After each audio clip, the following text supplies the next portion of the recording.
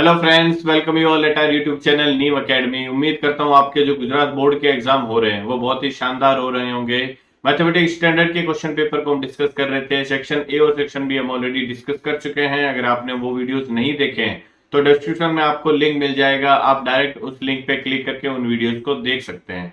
Section C हम इस video में डिस्कस करने वाले हैं और सेक्शन डी को हम आने वाले वीडियोज में डिस्कस करेंगे। ओके, तो वो वीडियो आपसे मिस ना हो इसके लिए आप चैनल को अभी सब्सक्राइब कीजिए, बेल आइकन को प्रेस कीजिए ऑल नोटिफिकेशन के लिए, जिससे जब भी हम वो वीडियो अपलोड करेंगे आपको ऑन द स्पॉट का नोटिफिकेशन मिल जाएगा।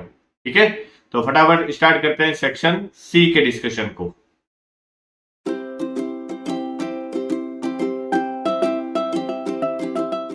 जो सेक्शन सी था वो था question number 38 to 46। Means total कितने क्वेश्चन थे यहाँ पे? टोटल 9 क्वेश्चन थे। आउट ऑफ 9 क्वेश्चन आपको कितने अटेम्प्ट करने थे? एनी 6 अटेम्प्ट करने थे। ईच क्वेश्चन जो है वो 3 मार्क्स का था। इट मींस ये जो सेक्शन था वो 6 इंटू 3 मीन्स 18 मार्क्स का ओवरऑल था। ठीक है, ईच क्वेश्चन 3 मार्क का। Overall you have to attempt only 6 question out of 9 question. जो फर्स्ट क्वेश्चन था क्वेश्चन नंबर 38, वो क्या था देख लेते हैं फटाफट। Find the zeros of the polynomial. ये एक पॉलिनोमियल आपको गिवन है, इसके जीरोस आपको फाइंड करने थे। And verifying the relationship between the zeros and the coefficient. तो किसी भी पॉलिनोमियल के अगर मुझे जीरो फाइंड आउट करने होते हैं तो जो भी हमें पॉलिनोमियल दे रखा होता है पी ऑफ एक्स, उसको मैं क्या कर देता हूँ? जीरो के इक्वल पुट कर देता हूँ। हमें पॉलिनोमियल क्या दे रखा है? X square minus 5। इसको हमें क्या करना है? जीरो के इक्वल पुट करना है। तो इसको हम जीरो के इक्वल पुट करेंगे तो ये क्या हो जाएगा? देखो, ए स्क्वायर माइनस बी स्क्वायर अगर मैं अप्लाई करता हूँ तो ये क्या बनेगा? ए माइनस बी बनेगा और ए प्लस बी बन जाएगा। इस 5 को आप क्या लिख सकते हो? स्क्वायर रूट ऑफ 5 का होल स्क्वायर लिख सकते हैं। ठीक है, तो ए माइनस बी ए प्लस बी किसके इक्वल हो जाएगा? जीरो के इक्वल। इट मीन्स एक बार एक्स माइनस रूट 5 की वैल्यू जीरो के इक्वल हो जाएगी और एक बार एक्स प्लस रूट 5 की वैल्यू जीरो के इक्वल हो जाएगी। तो x माइनस 5 जीरो के, x माइनस रूट 5 अगर जीरो के इक्वल होता है तो x की वैल्यू यहाँ से रूट 5 आ जाएगी। और अगर x प्लस रूट 5 जीरो के इक्वल होता है तो x की वैल्यू यहाँ पे माइनस ऑफ रूट 5 आ जाएगी। ये क्या आ जाएंगे? यहाँ से दो जीरोज आ जाएंगे। अब हमें रिलेशनशिप वेरीफाई करना है।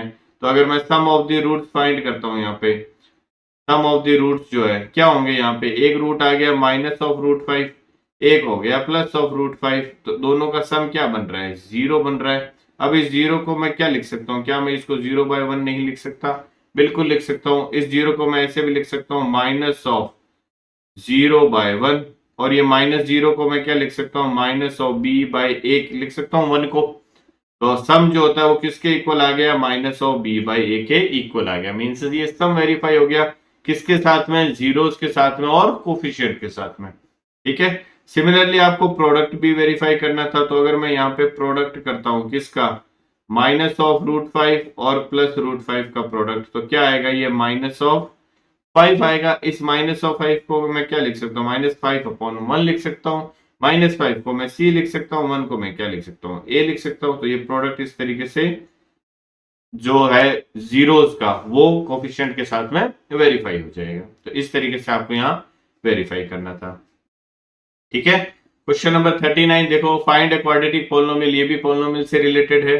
Whose zeros are. आपको अल्फा गिवन है, आपको बीटा गिवन है। तो कोई भी पोलिनोमियल कब आप जनरेट कर सकते हो? जब आपको जीरोस दे रखे हो। और अगर क्वाड्रेटिक पोलिनोमियल आपको बनाना है तो क्वाड्रेटिक पोलिनोमियल के लिए तो डायरेक्ट फॉर्मूला है, क्या होता है? k of x square minus sum of the zeros of x plus product of the zeros. ये वो सभी पॉलिनोमियल होंगे जो इन जीरो से बन सकते हैं। हमें कौन सा निकालना है? कोई भी एक निकालना है। Find a quadratic polynomial. तो मुझे कोई भी एक निकालना है तो मैं ये जो कांस्टेंट है इसकी वैल्यू क्या ले लेता हूं? यहाँ पे 1 ले लेता हूं। ठीक है, तो हमारा जो पॉलिनोमियल आ जाएगा कोई भी एक एक्स स्क्वायर के की वैल्यू 1 लेने पे सम ऑफ द जीरो, सम क्या है? 5 प्लस रूट 3 और 5 माइनस रूट 3। तो अल्फा प्लस बीटा अगर मैं यहाँ पे करूंगा means 5 plus root 3 plus 5 minus root 3 of x आ जाएगा। प्लस प्रोडक्ट क्या आ जाएगा? 5 plus root 3 into 5 minus root 3। ये प्रोडक्ट आ जाएगा। ठीक है, एक्स स्क्वायर माइनस सम करूंगा, देखो plus root 3 minus root 3 cancel हो जाएगा। 5 एंड 5 कितना आ जाएगा? 10 आ जाएगा। ये 10 ऑफ एक्स हो जाएगा। प्लस ये क्या बनेगा? देखो a plus B, A minus B बन जाएगा। Means A square 25 minus B square 3 √3 का स्क्वायर कितना हो जाएगा 3 हो जाएगा। 5 का स्क्वायर 25 माइनस √3 का स्क्वायर 3। तो हमारा पोलिनोमियल जो है वो फाइनली क्या आ जाएगा x square minus 10 of x. 25 minus 3 करूंगा तो ये आ जाएगा प्लस का 22। तो ये कोई एक पोलिनोमियल होगा जो इन जीरो से बनेगा। टोटल नंबर ऑफ पोलिनोमियल्स कितने बन सकते हैं इन जीरो से, इनफाइनाइट बन सकते हैं। जैसे जैसे आप इस k की वैल्यू को चेंज करते जाओगे वैसे वैसे पोलिनोमियल भी चेंज होता जाएगा, बट उनके जीरोस हमेशा यही रहेंगे। आई बात समझ में? तो ये कोई एक पोलिनोमियल हो जाएगा जो क्या बनेगा इन जीरो से बनने वाला है। Next, determine the AP whose third term is 16। Third term का मतलब A3 आपको गिवन है कितना 16, and the seventh term exceeds the fifth term by 12। Seventh term A7 जो है वो फिफ्थ टर्म से कितना एक्सीड कर रही है 12 एक्सीड कर रही है, मीन्स फिफ्थ टर्म से 12 ज्यादा है, वो ये कहना चाह रहा है। हमें क्या फाइंड करना है, डिटरमाइन द एपी, हमें एपी बनानी है यहाँ पे। तो एपी बनाने के लिए हमें क्या चाहिए होता है, हमें फर्स्ट टर्म चाहिए होता है और कॉमन डिफरेंस चाहिए होता है। तो A3 क्या होगा हमारा, देखो यहाँ पे A3 होगा A plus 3 minus 1D means 2D equal to 16 आ जाएगा। और यहां से A7 क्या आ जाएगा A plus 6D equal to, ये देखो दोनों अलग अलग इक्वेशन है। A5 क्या बनेगा A plus 5 minus 1 means A plus 4D plus में क्या आ जाएगा 12 आ जाएगा। तो यहाँ देखो ये A और ये A तो यहाँ कैंसिल हो जाएगा। ये 4D इस साइड आएगा तो माइनस का हो जाएगा, तो 6D minus 4D equal to क्या आ जाएगा फिर 12 आ जाएगा। तो यहाँ से 2D की वैल्यू 12 आ गई, तो D की वैल्यू क्या आ गई यहाँ से 12/2 मीन्स 6 आ गया। अब D मीन्स कॉमन डिफरेंस आ गया हमारे पास में 6। ये D की वैल्यू मैं यहाँ इस इक्वेशन में क्या कर देता हूँ, सब्स्टिट्यूट कर देता हूँ। तो हमारे पास में क्या आ जाएगा, देखो A प्लस 2 टाइम्स D की वैल्यू है 6 इज इक्वल टू 16। तो A इज इक्वल टू क्या आ जाएगा 6 2 12, 16 के उस साइड जाएगा तो 16 माइनस 12 हो जाएगा। A की वैल्यू आ जाएगी यहाँ पे 4। तो फर्स्ट टर्म हमारे पास में 4 आ गया, कॉमन डिफरेंस 6 आ गया, तो हमारी एपी क्या हो जाएगी, एपी होती है A plus D, A plus 2D, A plus 3D and so on. यही तो होगी हमारी एपी। ठीक है, तो A मीन्स फर्स्ट टर्म क्या है 4, A प्लस डी 4 प्लस 6 कितना आ जाएगा 10, फिर 6 और ऐड हो जाएगा 16, फिर 6 और ऐड हो जाएगा 22। ये इस तरीके से एपी हमारी बन जाएगी। तो ये क्या हो जाएगा, इसका आंसर आ जाएगा। Okay, next question number 41। 200 logs are stacked in the following manner: 20 logs in the bottom row, 13 in the next row, 18 in the row next to it and so on। Means total जो logs है वो कितने दे रखे हैं आपको 200 दे रखा है, means सम दे रखा है आपको S जो है वो टोटल 200 गिवन है। जो फर्स्ट है उसमें 220 है, फिर एक कम 19 होता है, फिर एक कम 18 होता है। ठीक है, तो हमारी एपी बन रही है, ये फर्स्ट टर्म जो हो गया वो कितना आ गया 20 आ गया, नेक्स्ट क्या आ गया 19 आ गया, फिर नेक्स्ट 18 आ गया एंड सो ऑन। ये इस तरीके से चल रहा है और इन सब का जो सम है वो कितना दे रखा है आपको 200 दे रखा है। In how many rows are the 200 logs placed and how many logs are in the top row? वो कह रहा है कि ये 200 logs जो है वो कितने रो में आप रख सकते हो, means number of rose find करनी है। तो फर्स्ट रो में 20 है, सेकंड रो में 19 है, थर्ड में 18 है। तो हमें क्या करना है, नंबर ऑफ रोज फाइंड करनी है, मीन्स n फाइंड करना है हमें। टोटल नंबर ऑफ टर्म्स कितनी आने वाली है, हमें सम गिवन है कितना 200।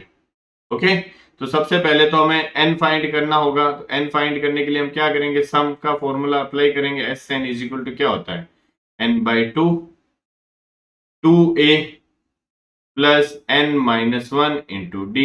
एन हमें फाइंड करना है, बाकी सब कुछ हमारे पास में यहाँ पे है, फॉर्मूले में अप्लाई कर देते हैं। एस एन सम कितना दे रखा है टोटल 200, n हमें फाइंड करना है n/2 हो जाएगा, ट्वाइस ऑफ a क्या है फर्स्ट टर्म कितना है 20 मीन्स ये हो जाएगा 40, प्लस n हमें फाइंड करना है -1, d कितना है यहाँ पे -1, देखो एक एक कम हो रहा है ना, तो d कितना हो गया -1। ये क्या आ जाएगा, देखो 2 इस साइड चला जाएगा तो ये आ गया 400 इज इक्वल टू n।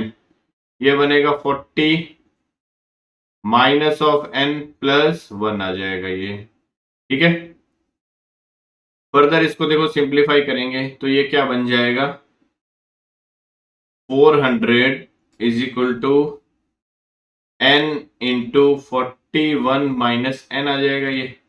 अब n अंदर मल्टीप्लाई हो जाएगा यहाँ पे, तो ये आ जाएगा देखो माइनस का n स्क्वायर और प्लस का 41n है ना, तो 400 इज इक्वल टू ये आ जाएगा 41n माइनस n स्क्वायर। अब इस n स्क्वायर की टर्म को और n की टर्म को हम 400 की साइड ले जाते हैं, तो ये क्या आ जाएगा देखो n square minus 41 of n plus का 400 इज इक्वल टू क्या आ जाएगा, 0 आ जाएगा।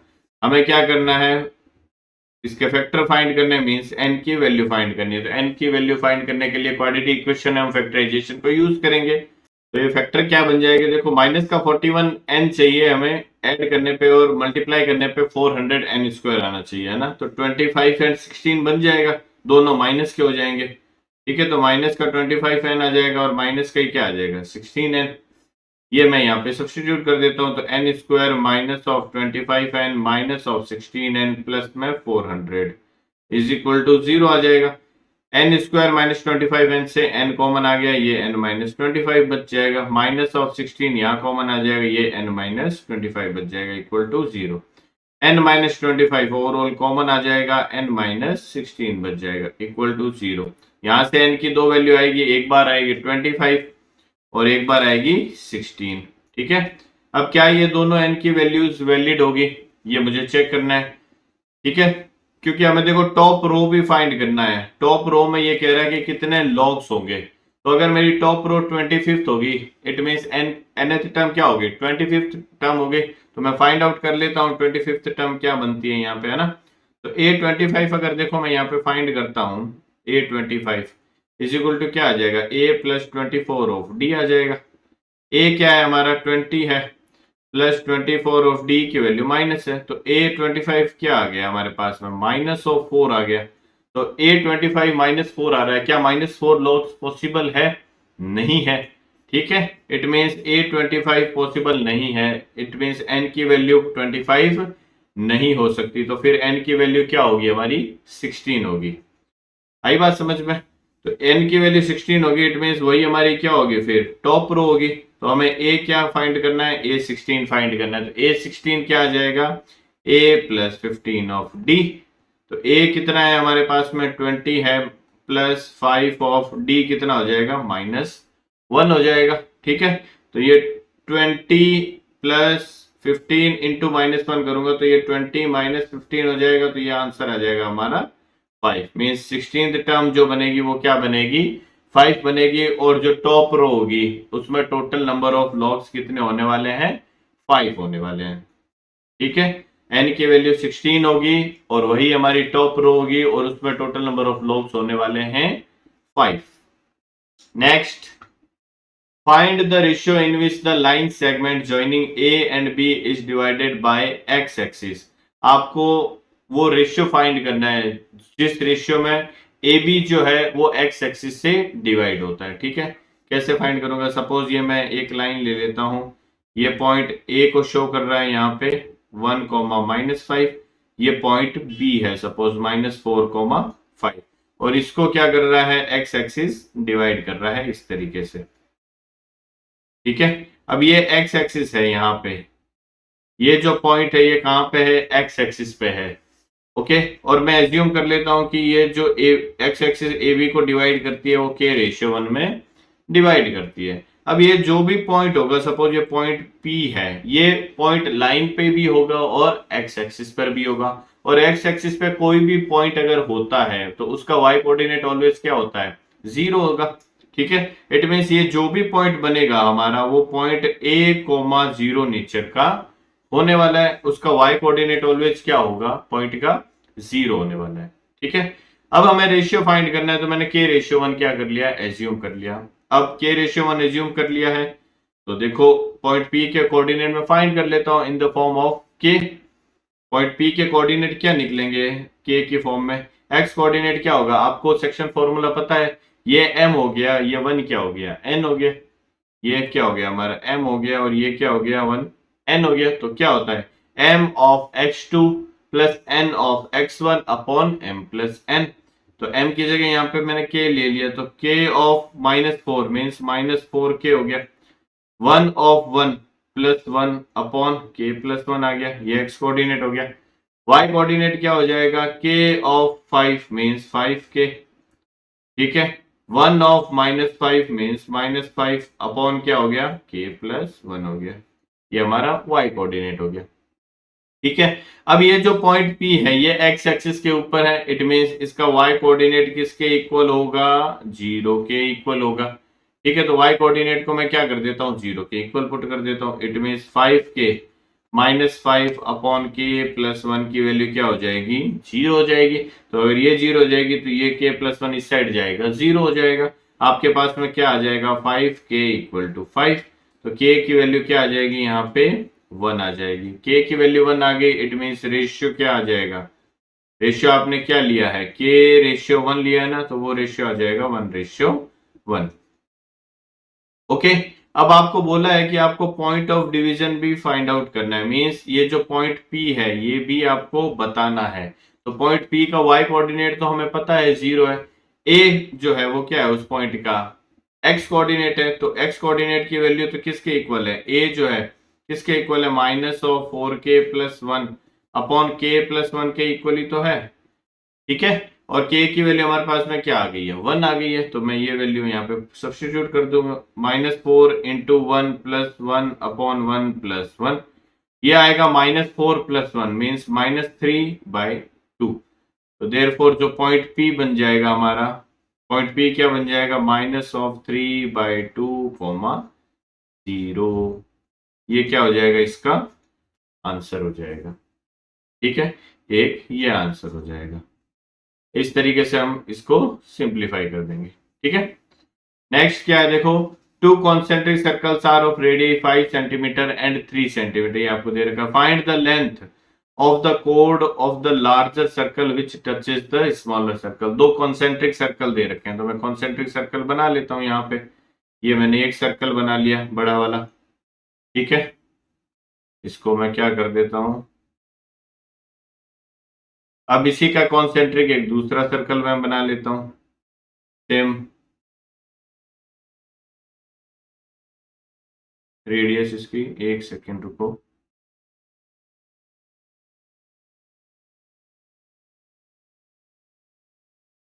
एक सेकेंड, तो मैं कॉन्सेंट्रिक कर लेता हूँ ना, सेंटर सेम रखना है ना अपने को।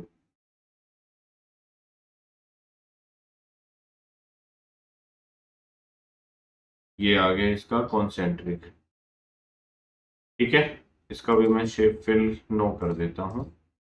ये इस तरीके से कॉन्सेंट्रिक सर्कल है जिनका सेंटर क्या है सेम है, ये उनका सेम सेंटर ले लिया मैंने, ये इसका सेंटर है सपोज ओ, ठीक है। एक की रेडियस 5 है, दूसरे की रेडियस क्या है 3 है। Find the length of the कोड of the larger circle. Larger circle की कोड जो स्मॉलर सर्कल को टच करके जाती है उसकी आपको क्या करनी है लेंथ फाइंड करनी है। तो मैं कोड बना लेता हूँ, एक कोड बना ली मैंने, ये देखो इस तरीके से ये बन गई कोड, ओके। ये स्मॉलर सर्कल पे क्या है टेंजेंट है।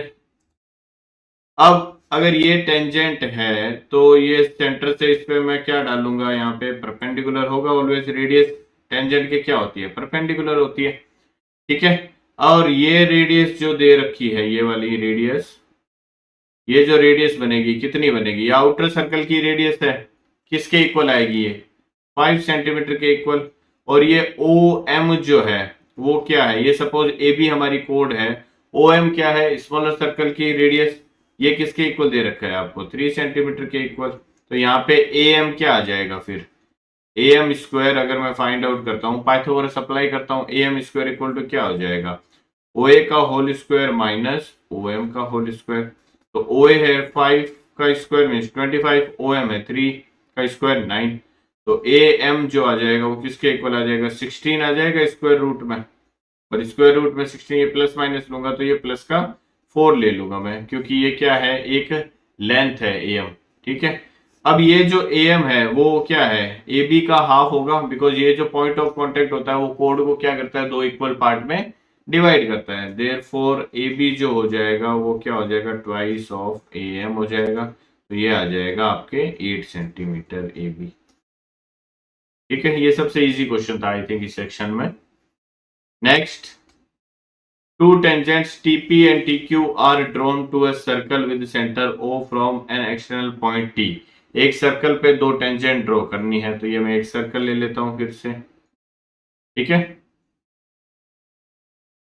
ये सर्कल आ गया, इस पे एक एक्सटर्नल पॉइंट T से क्या कर रहे हैं, टेंजेंट ड्रॉ कर रहे हैं, तो मैं टेंजेंट ड्रॉ कर देता हूं इस पे एक्सटर्नल पॉइंट से इस तरीके से। ये सपोज एक टेंजेंट आ गई। ओके, सिमिलरली मैं दूसरी टेंजेंट भी ड्रॉ कर देता हूं एक और, ये इस तरीके से ये दूसरी टेंजेंट आ गई सपोज इस पे। दोनों का नाम क्या है, TP एंड TQ है, तो ये सपोज पॉइंट T है, तो ये TP होगी और ये TQ हो गई, ये हमें दे रखा है ना। विद सेंटर O है, तो इसका सेंटर क्या ले लिया मैंने, सर्कल का सेंटर है O, आपको गिवन है। प्रूव दैट एंगल PTQ ये वाला जो एंगल है इसकी बात हो रही है, ये होगा ट्वाइस ऑफ एंगल OPQ के। ओके, OPQ मीन्स P और Q को भी हमें क्या करना पड़ेगा, जोड़ना पड़ेगा इस तरीके से। एक सेकेंड,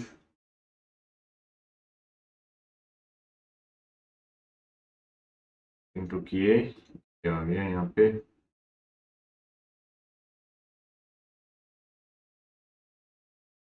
ये इस तरीके से आ जाएगा ना। ठीक है, ये TP और TQ को और P और Q को हमने क्या कर दिया यहाँ पे, जोड़ दिया। अब आपको क्या बताना है, एंगल ऑफ OPQ, ये एंगल, इसको मैं इस तरीके से अगर यहां से O से कंबाइंड कर देता हूं, ये O यहां है सपोज।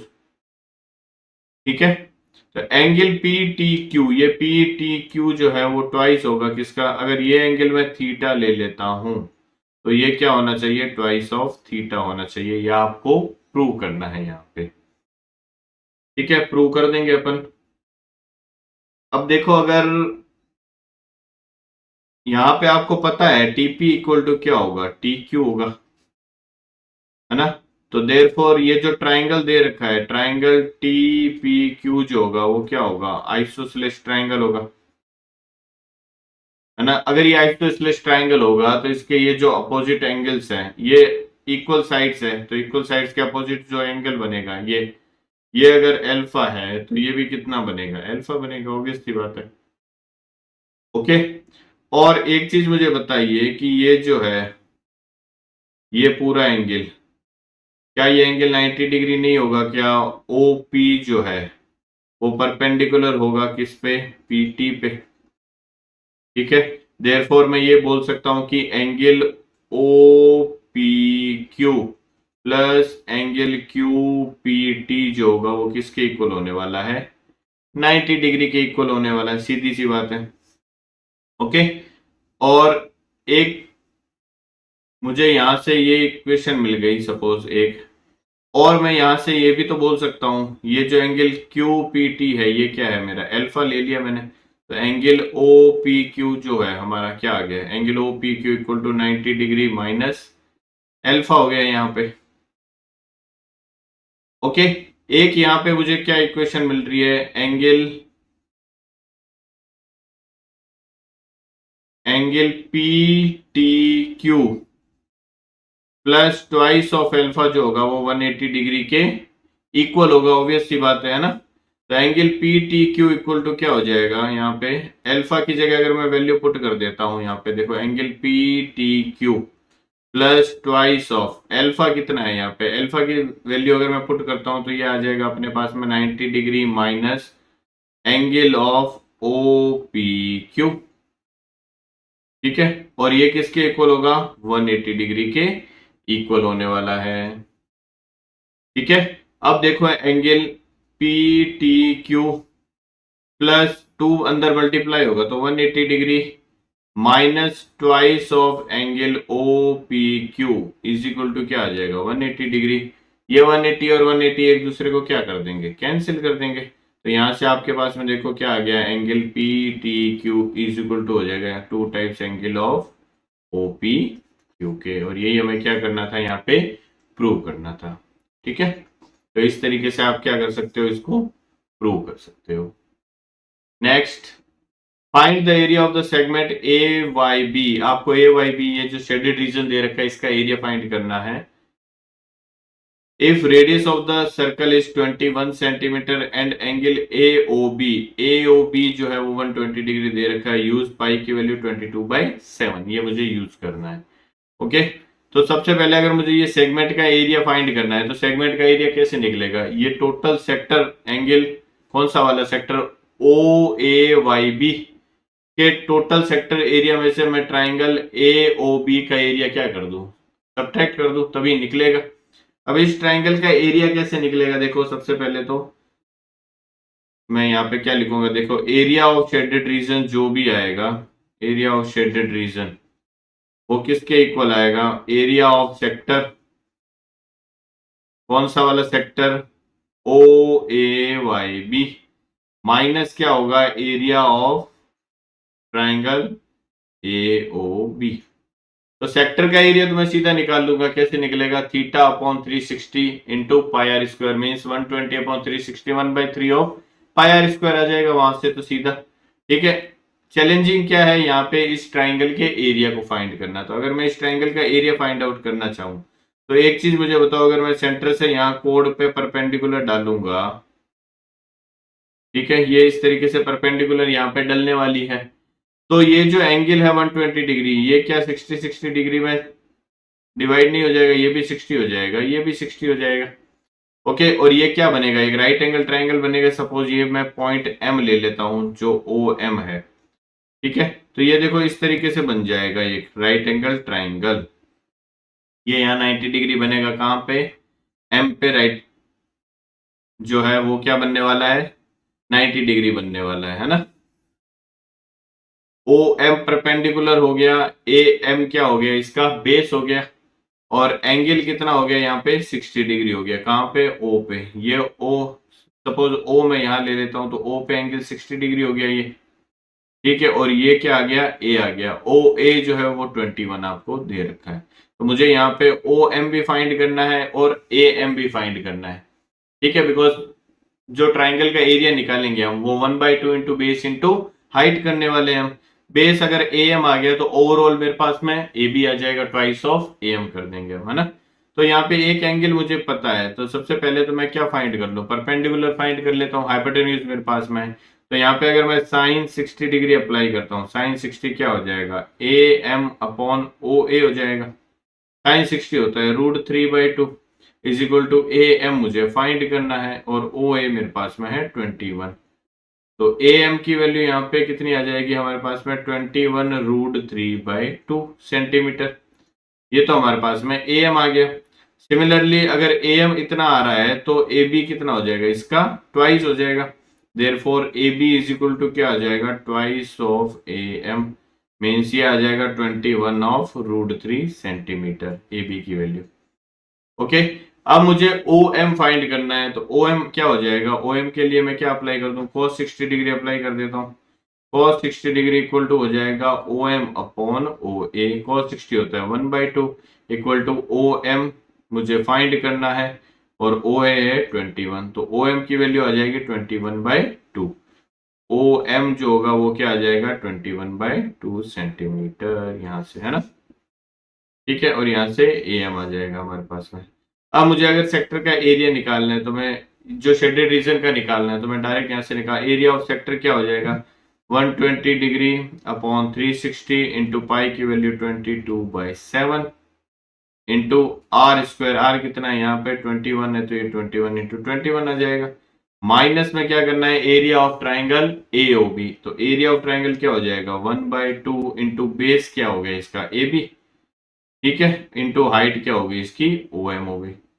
तो यहाँ देखो इसकी मैं वैल्यू सीधी सब्स्टिट्यूट कर देता हूँ। AB की वैल्यू कितनी आ गई हमारे पास में, AB आया है 21√3 इंटू OM कितना आया था हमारे पास में, ये आया था 21/2। ओके, तो ये देखो इससे कैंसिल हो गया, 3 टाइम्स ये 7 और 3 21 को कैंसिल कर देंगे तो आपके पास में क्या आ गया 22 इंटू 21 आ गया। तो 22 इंटू 20 अगर मैं करता हूं तो 440 आता है। 440 में मैं 22 और ऐड कर देता हूं तो 462 आ जाएगा ये। ठीक है, माइनस में क्या आ जाएगा देखो 21 इंटू 21 441 441√3/4 आ जाएगा। तो ये ओवरऑल क्या हो जाएगा, इसका आंसर आ जाएगा centimetre square. Okay, next question number 26, इसको मैं राउंड कर देता हूं, ये आपका रिक्वायर्ड एरिया आ जाएगा, ध्यान रखना। नेक्स्ट क्वेश्चन नंबर 46 देखो क्या दे रखा है, 5 cards the 10 jack queen king and ace of diamonds are well shuffled with their face downwards. Okay, 5 card ही लिए गए हैं overall. 1 card is then picked up at random, एक कार्ड उन 5 में से कोई भी निकालते हैं। What is the probability that the card picked up is the queen. Queen कितनी है आपके पास में, एक ही क्वीन है। इट मीन्स फेवरेबल केस कितना हो गया हमारे पास में, एक हो गया। टोटल केस कितने हैं, 5 है। तो प्रोबेबिलिटी क्या आ जाएगी फर्स्ट क्वेश्चन की, फेवरेबल अपॉन टोटल मीन्स 1/5। ये फर्स्ट का आंसर हो जाएगा आपके। सेकंड क्या दे रखा है देखो, if the queen is drawn and put aside, queen को क्या है निकाल के साइड में कर दिया है। जब साइड में कर दिया तो अब आपके पास टोटल कार्ड कितने बच गए, 4 कार्ड ही बच गए हैं। ठीक है, what is the probability that the second card picked up is an S. S कितने हैं हमारे पास में, एक एस का कार्ड है हमारे पास में, है ना। देखो the 10 jack queen king and ace, queen को ऑलरेडी हटा दिया है तो टोटल कार्ड अब हमारे पास में इस केस में टोटल कितने बच गए, 4 बच गए। और फेवरेबल हमारा क्या हो गया, एक एस का कार्ड हो गया। तो इस केस में जो सेकंड में का ए पार्ट है उसमें प्रोबेबिलिटी क्या आ जाएगी, फेवरेबल अपॉन टोटल अगर मैं करूंगा तो एक फेवरेबल हो गया, टोटल कितने बच गए अभी 4 बच गए। तो इसका आंसर आ जाएगा 1/4। Next a queen, a queen, queen हमारे पास में अब बची है क्या, क्वीन तो जो थी एक थी उसको हटा के साइड में कर दिया है तो फेवरेबल कुछ है ही नहीं हमारे पास में। तो इम्पॉसिबल इवेंट हो गया ये तो, क्योंकि क्वीन है ही नहीं हमारे पास में। तो फेवरेबल यहाँ क्या हो गया, 0 हो गया। तो प्रोबेबिलिटी क्या आ जाएगी इसकी, जब फेवरेबल ही 0 हो गया हमारे पास में और टोटल तो कितने हैं 4 है तो 0/4 क्या हो जाएगा, 0 आंसर आ जाएगा इसका। ओके, तो इस तरीके से जो सेक्शन सी के क्वेश्चन थे, टोटल 9 क्वेश्चन थे, out of 9 you have to attempt only 6 question, वो हमने इस वीडियो में डिस्कस किए हैं। नेक्स्ट वीडियो में हम सेक्शन डी को डिस्कस करना चाहते हो। अगर आप चाहते हो कि वो वीडियो आपसे मिस ना हो तो आप हमारे चैनल को सब्सक्राइब कर लीजिए, बेल आइकन को प्रेस कीजिए ऑल नोटिफिकेशन के लिए, जिससे जब भी हम वो वीडियो अपलोड करेंगे आपको ऑन द स्पॉट उसका नोटिफिकेशन मिल सकेगा। इस वीडियो में बस इतना ही, मिलते हैं नेक्स्ट वीडियो में। Till then bye bye and take care.